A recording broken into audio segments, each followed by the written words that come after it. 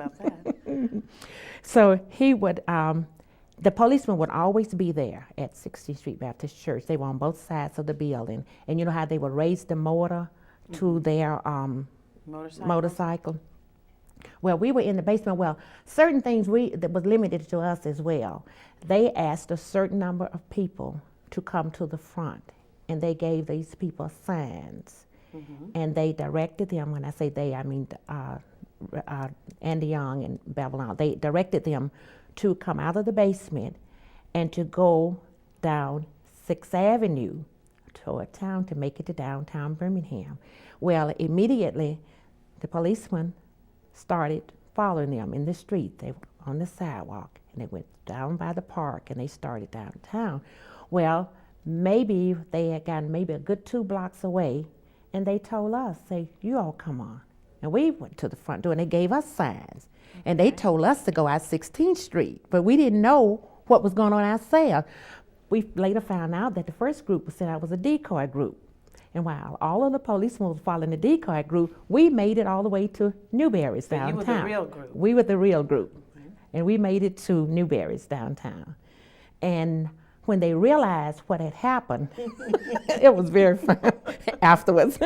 When they realized what happened, the paddy wagons and everything made it to Newberry's. And they started snatching the signs from us, and one well-dressed white woman, I'm sure she was from the Mountain Brook area because that was all they had there in the shop. She walked up and she said, why don't you niggers go back where you came from? The niggers here are satisfied. And what age were you then? Oh, I was 21 then. Okay. But now this was the important part. The media was saying that these were northerners. These were outsiders. These were people coming into the city of Birmingham. These were not actually the people of the city of Birmingham. But we couldn't say anything because of our oath. We couldn't tell them, well, no, I'm really from Birmingham, you know. So we had to just take that. And as the paddy wagon was coming, well, we had a lot of slurs, you know, thrown at us and all. What were some of the other slurs? What you niggers want now, you know, and all sorts of things, and it was very, very, I guess, well, knowing what a policeman had to do to become a policeman at that time was just to be white and carry a gun. They were trying to write up one of the demonstrators for he was going to say louder in the aisle, and he didn't know how to spell aisle. And we had a big laugh because the demonstrator had to tell, oh, would you like for me to tell you how to spell aisle? And he was offended naturally. But they loaded us on the paddy wagon, and I had no idea it was that little amount of space in those things. And by me being tall, my legs were really, really revving. But they packed us on, and they carried us to jail. And when you say the paddy wagon, that's a word that was used for. Yeah.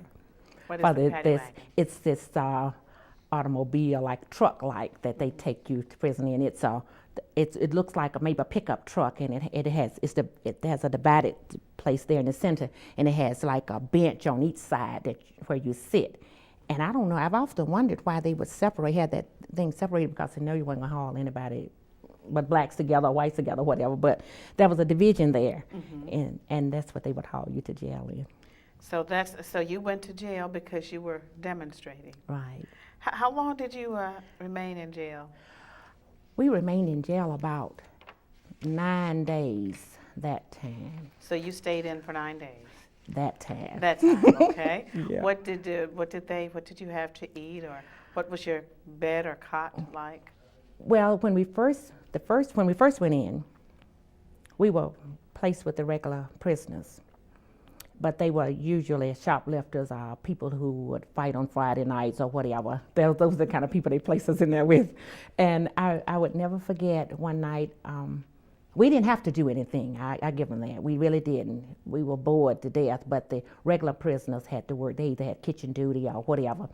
And one night, a lady came in with jeans on, and they let her in. And I noticed one of her legs was rather stiff, but I didn't know where. We was sitting up on the high bunks.